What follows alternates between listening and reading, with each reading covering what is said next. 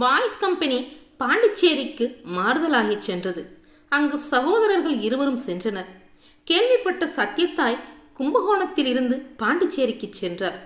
அங்கே நாடகத்துறையின் மூலம் புகழ் பெற்றிருந்த தம் பிள்ளைகள் அந்த அளவிற்கு வசதி வாய்ப்புகளின்றி இருந்தனர். அதை கண்ட சத்யத்தாய் பிள்ளைகளின் உயர்வுக்கு காரணமாக இருந்த சச்சிதானந்தத்தை சந்தித்து முதலில் நன்றி கூறினார். அதன்பின், ஐயா, என் பிள்ளைகளுக்கு இங்கே தங்கியிருக்கும் வசதி மட்டும் செய்து கொடுத்திருக்கிறீர்கள். வேறு எந்த வசதியும் நீங்கள் கொடுத்ததாக எனக்கு தெரியவில்லை. பிள்ளைகள் உழைக்கின்ற உழைப்புக்கு தகுந்த ஊதியம் வழங்கிட உதவி செய்யுங்கள் என்று கேட்டார் சத்யத்தாய். அதற்கு சச்சிதானந்தம், அம்மா, உங்க பிள்ளைகள் நடிக்கிறதுக்காக இப்போது கொடுக்கிற ஊதியமே அதிகம். இனியும் அதிகமாக கொடுக்க சொன்னால் எப்படி என்று கேட்டார். ஐயா, நீங்கள் சம்பளத்தை கூட்டியும் கூடுதல் வசதியும் செய்து கொடுக்கலேன்னா நான் வேறு நாடக கம்பெனியில் என் பிள்ளைகளை சேர்த்து விடுவேன் என்று கேட்டார் சத்யத்தாய் அவர்கள். எங்களாலே இவ்வளவுதான் சம்பளமாக கொடுக்க முடியும். அதற்கு மேலே உங்கள் இஷ்டப்படி சேர்த்து விடுங்கள். அதனால் எங்களுக்கு எந்த விதமான ஆட்சேபனையும் இல்லை என்று தெரிவித்தார். சச்சிதானந்தம் கூறியவுடன் அங்கிருந்த தம் பிள்ளைகளை கந்தசாமி வாத்தியார் வீட்டிற்கு அழைத்து கொண்டு போனார் சத்யா அவர்கள். கந்தசாமி அவர்களுக்கு வணக்கம் தெரிவித்த சத்யத்தாய் அவர்கள் தன் மகன்களின் நிலவரத்தை சொன்னார்.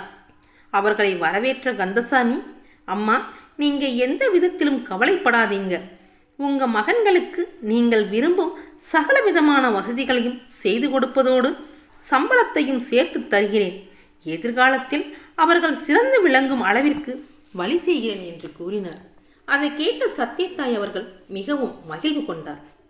சத்யத்தாய்க்கு கொடுத்த வாக்குப்படி கந்தசாமி முதலியார் அவரது பிள்ளைகளை சிங்கப்பூர், ரங்கூன் நாடுகளுக்கு அழைத்துச் சென்று நாடகங்களை நடத்த திட்டமிட்டு நாடகக்குழு ஒன்றை அமைத்தார். அக்குழுவில் P.U. சின்னப்பா, M.R. சாமிநாதன், ஸ்ரீ வெங்கடேசன் போன்ற கலைஞர்களுடன் சக்கரபாணி எம்ஜிஆரும் சேர்த்து கொள்ளப்பட்டனர். சிங்கப்பூர் போன்ற நாடுகளுக்கு செல்ல திட்டமிட்ட போதிலும் வேறு சில காரணங்களினால் சிங்கப்பூருக்கு பதிலாக பர்மாவுக்கு நடனக்குழு புறப்பட்டது. சென்னை துறைமுகத்திலிருந்து கப்பல் புறப்பட்டது. முன்னணி நடிகர்களுடன் சக்கரபாணியும் எம்ஜிஆரும் புறப்பட்டனர். 14 வயது கொண்ட எம்ஜிஆருக்கு முதல் கப்பற் பயணம் என்பதால் உடலுக்கு ஒத்துக்கொள்ளவில்லை. இருப்பினும் வாத்தியார் கந்தசாமி எப்போதுமே எம்ஜிஆரின் மீது பரிவும் பாசமும் கொண்டவர் என்பதனால் அவரே தேவையான மருந்து மாத்திரைகளை கொடுத்து எம்ஜிஆரின் உடல்நிலையில் பரிபூர்ணமாக கவனித்துக் கொண்டார். கப்பல் ஒரு வார காலம் தண்ணீருக்குள்ளே சென்றது. ஒரு பக்கம் வினோதம், மறுபக்கம் பயம். ஒரு வழியாக ரங்கூன் போய் சேர்ந்தனர். ரங்கூனில் 1 மாத காலம் வரை தங்கி நாடகங்களை நடத்தினார்கள். செல்வந்தர் ஒருவர் நாடக குழுவினருக்கு அனைத்து வசதிகளையும் செய்து கொடுத்ததோடு ஊருக்கு திரும்பும் போது அனைவருக்கும் கணிசமான அளவில் தொகையினையும் கொடுத்து விட்டார். சகோதரர்கள் கிடைத்த அனைத்து தொகையையும் தன் அன்னையிடமே கொடுத்து மகிழ்ந்தார்.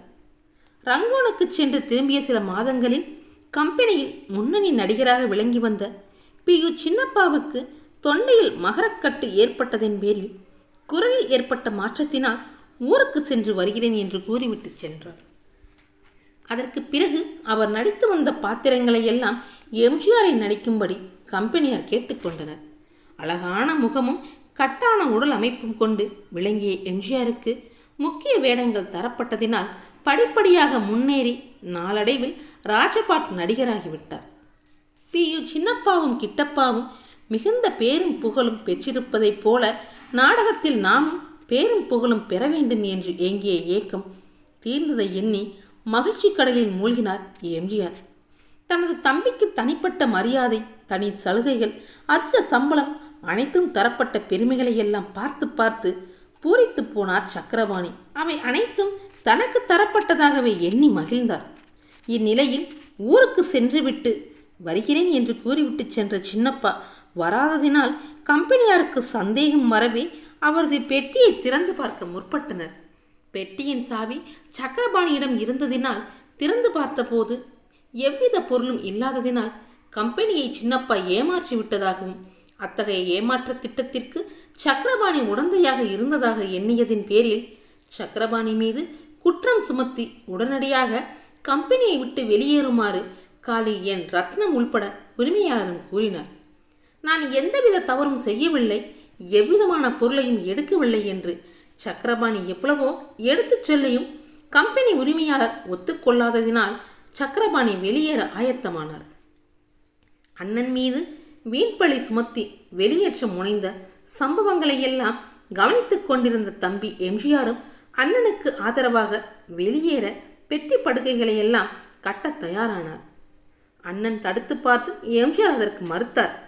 இவற்றையெல்லாம் கவனித்த உரிமையாளர் முக்கிய பாத்திரங்களில் நடித்து வரும் எம்ஜிஆர் வெளியேறிவிட்டால் கம்பெனி ஸ்தம்பித்து விடும் என்று நினைத்து பார்த்த உரிமையாளர் எம்ஜிஆருக்காக இறங்கி வந்து சக்கரபாணியை மீண்டும் கம்பெனியில் சேர்த்து கொண்டார். நாடகத்தில் நடிப்பு மட்டுமின்றி வாழ்வீச்சிலும் அபரிமிதமான வளர்ச்சி கண்டு வந்த எம்ஜிஆரின் மீது பொறாமை கொண்ட காளியன் ரத்னம் ஒரு முறை சண்டைப்பயிற்சி எடுத்துக்கொண்டு வந்தவர்.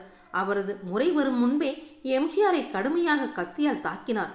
அதன் பேரில் எம்ஜிஆருக்கு கை முறிந்தது. அந்த வலியையும் பொருட்படுத்தாது நாடகத்தை நடித்து கொடுத்த பிறகே வீடு திரும்பினார். அதன் பிறகு என்ன நடந்தது என்பதை பற்றி அடுத்த வீடியோவில் பார்க்கலாம். இந்த வீடியோ உங்களுக்கு பிடிச்சிருந்துச்சுன்னா லைக் பண்ணுங்கள், ஷேர் பண்ணுங்கள், கமெண்ட் பண்ணுங்கள், முக்கியமாக சப்ஸ்கிரைப் பண்ணுங்கள். அடுத்த வீடியோவையும் மறக்காமல் பாருங்கள். நன்றி நண்பர்களே.